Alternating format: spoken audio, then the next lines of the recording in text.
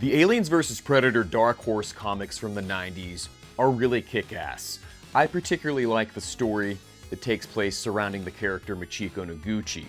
It's a real shame there hasn't been more content pulled from these series of comics. I think you have a lot to work with here. Maybe a video game where you sort of explore this universe that they've created in these comics, choosing a different character type and playing through it that way. I think there's definitely a potential for a movie or TV series to draw from these comics, so maybe one day something like that will happen. We've gotten a little bit more lucky as far as collectibles are concerned. There have been a few figures made from these comics. I have a few of those in my collection, not all of them by any means. A couple of years ago, I took it upon myself to create a custom Machiko Noguchi figure from the Alien vs. Predator comics in the style of Kenner, right? That 90s style figure, and I was really pleased with how it turned out. I wanted to continue that on and expand and bring some more characters to my collection from these comics. And so when looking at the characters, I thought, man, there's no better place to start than Captain Glass.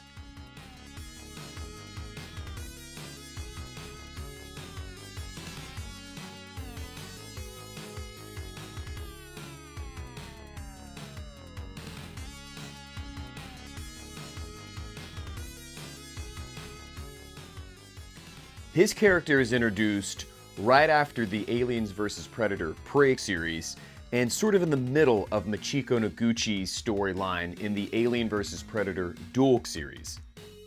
You can actually find them in these two collections that I picked up some time ago. They're not very expensive. I don't think they're very hard to come by still these days, so you may want to check them out. It has Machiko Noguchi's entire story arc, I think for the most part, and it also includes this story about a group of colonial marines that lands on the planet Ryushi, which is where Machiko Noguchi's story begins.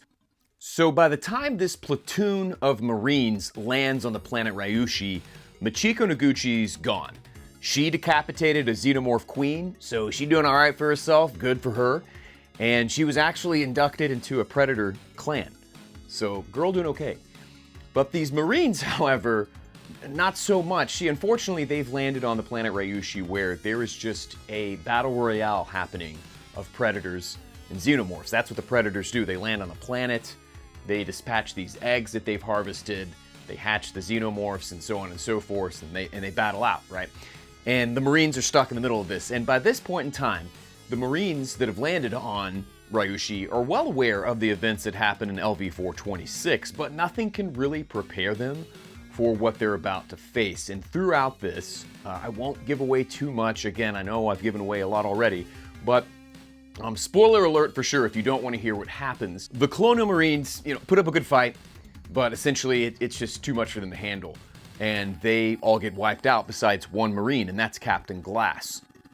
And his character is just a total badass. Definitely ranks among the top of the Colonial Marines. Maybe I'll have to do a list sometime, pulling from the video games and the comics and the films, ranking the Colonial Marines. He's way on up there, but he just has the personality traits to get him through to the end, right? He keeps a cool, calm head. He's able to adapt. A lot of the same things you see in Hicks. But by the end of the comic books, it's him and Lightstepper facing off against a Pred alien. And this is actually the introduction of the Pred alien. This is the first time we've seen this creature. So, like I said, a lot to pull from for a lot of things. So much great content in these comics, and this is really just one part of the series.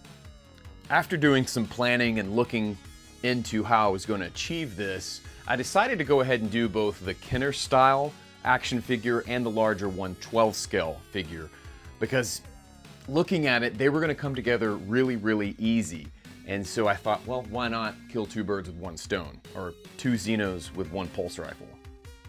So one of the defining physical characteristics of Captain Glass is the bandana that he wears. And this has significance. It's actually a bandana that he fashions from the platoon, or his platoon's flag, right before this last stand with Lightstepper and the Pred alien. So it really is one of those defining physical characteristics of the character, so you can't really have a figure without it. One of the things I've been resorting to lately for my Kenner style customs are the starting lineup figures. And I've been working on several Aliens custom figures that are in the Kenner style. And so I found a Jim McMahon starting lineup figure. And I kind of knew that he had that aesthetic as a football player, so when I checked out his starting lineup figure, I was like, perfect. It's more of maybe a sweatband, but a little bit of paint, you know, you can change the color, and it all fits perfectly. And that head fits perfectly onto a Hicks body, which I have plenty of. I always pick up a spare if I can find them for a reasonable price for that reason.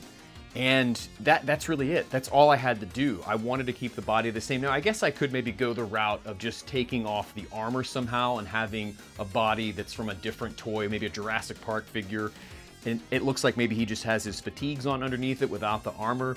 But I just love how that figure looks so much, and I think it just works so well in so many different applications that I'm fine with rolling with it as it is.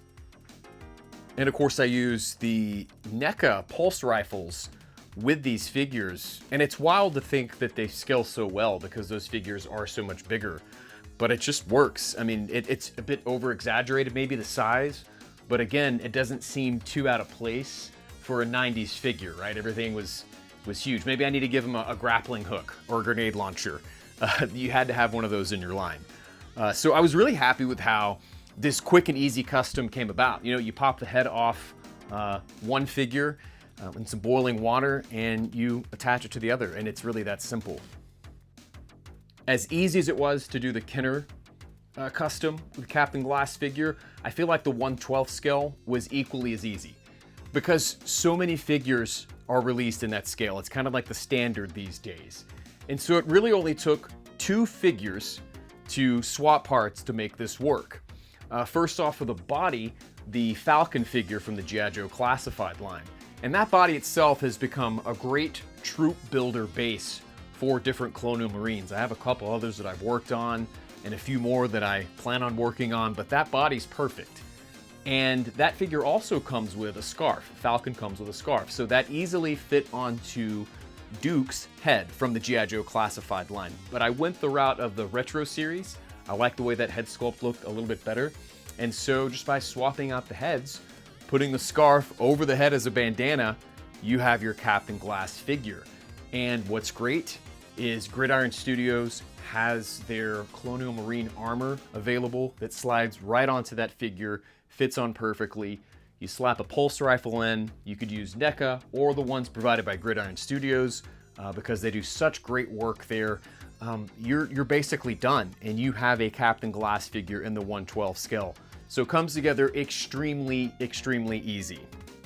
I have a bootleg Pred Alien figure that scales extremely well, obviously, with that size figure. It's much larger, right? But that's okay. It seems like it could work.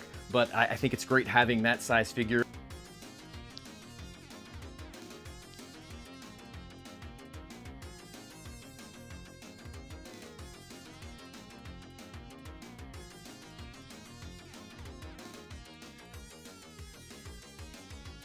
And I found this Pred Alien Titan figure. I don't know much about this line. I don't collect anything from this Titan, but it's a really cool sculpt. I thought it was going to be, I found it on eBay, and I thought it was going to be small enough to maybe fit for a Kenner style Pred Alien figure. I may be able to make it work on the Night Recon Predator from the Hive Wars line. That body is a bit bigger. This head's just a bit more bulkier than I thought, but I think I may eventually attempt that, so stick around for those custom Pred Alien figures and the custom Light Stepper figure if I get around to doing it. I hope to maybe get to that at some point in time soon, but like I said, I'm kind of always working on a custom figure. There's always something that I'm working on, especially in the Aliens universe. There's a few that are still in the works I'll be doing a video on. I'll sneak a peek here. But, you know, it makes collecting very interesting because not only when I'm out and about at a thrift store, a swap meet, antique mall, toy store, whatever it may be, am I looking for stuff to add to my collection, but I'm also keeping my head on a swivel for potential parts for a custom figure. And so sometimes you just kind of have to grab what you see there, and it may fit exactly for what you're working on. You think, man, that's just a good price on something that I could use for something down the line. So it's been real interesting the more I've gotten into it.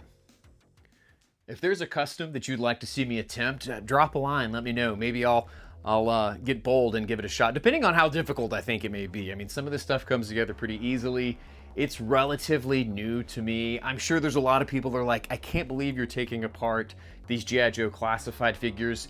I mean, I get it. Everyone's collection's different, but I gotta say, I've been doing this sort of thing since I was a kid.